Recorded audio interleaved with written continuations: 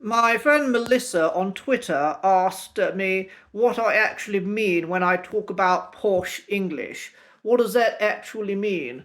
Now, posh is, of course, a colloquialism. It can mean an awful lot of different things.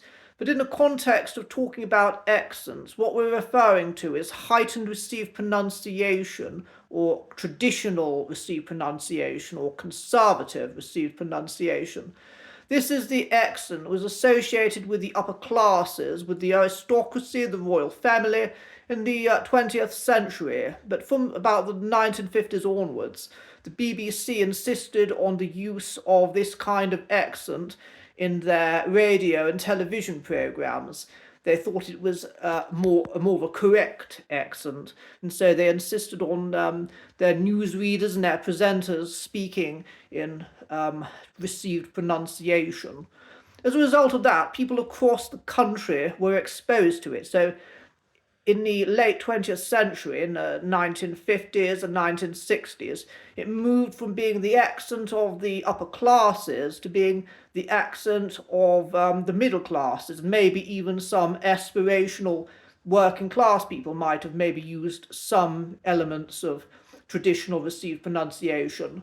So if you meet quite a lot of elderly people from very middle class backgrounds, you may find that they speak in very traditional received pronunciation.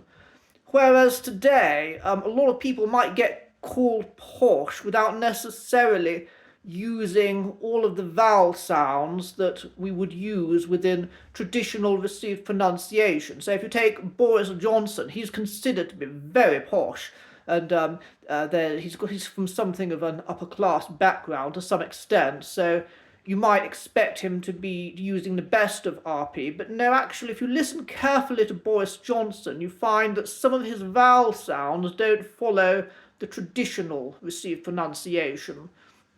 That's in contrast to his fellow Tory, Jacob Rees-Mogg, who, of course, uses very traditional received pronunciation, reflecting his aspiration to be part of the upper classes.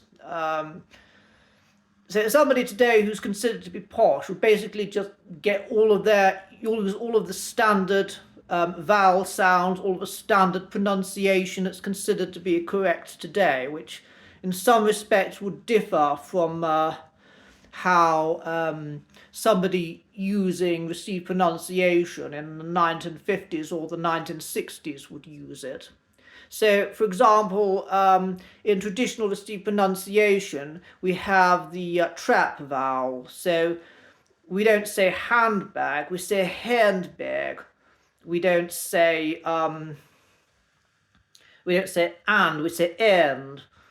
We don't say the ah sound. We basically say eh, and that would be considered to be a little bit archaic today, maybe a little bit comical perhaps, like you're trying to do a rather bad impression of the Queen, or saying off rather than of.